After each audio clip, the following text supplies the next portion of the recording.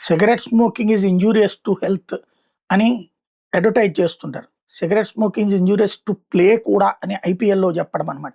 IPL rule ప్రకారం స్టేడియంలో dressing రూముల్లో cigarette తాగడానికి అనుమతి లేదు. వాళ్ళకి బయటికెళ్ళి తాగాలి. అక్కడ ఒక ప్లేస్ పెడతారనమాట. అయితే 2019 నుంచి భారత్‌లో ఈ సిగరెట్ల విక్రయం వాడకం మీద నిషేధం ఉంది.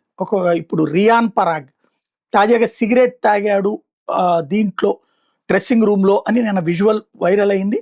సిగరెట్ నిషేధ చట్టం పీఈసీఏ 2019 కింద అతడి శిక్ష పడే అవకాశం ఉందంటే ఈ చట్టాన్ని ఉల్లంఘిస్తే భారీ జరిమానా, కొన్ని సందర్భాల్లో జైలు శిక్ష కూడా విధించే అవకాశం ఉంది.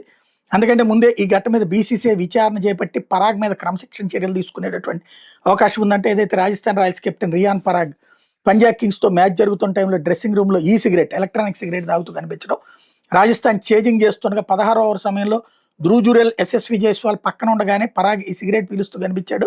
దీనికి సంబంధించిన ఫోటోలు, వీడియోలు ప్రస్తుతం సోషల్ మీడియాలో వైరల్ అయినటువంటి నేపథ్యంలో రూల్స్ ప్రకారం యాక్షన్ తీసుకుంటారని చెప్తున్నారు అన్నమాట.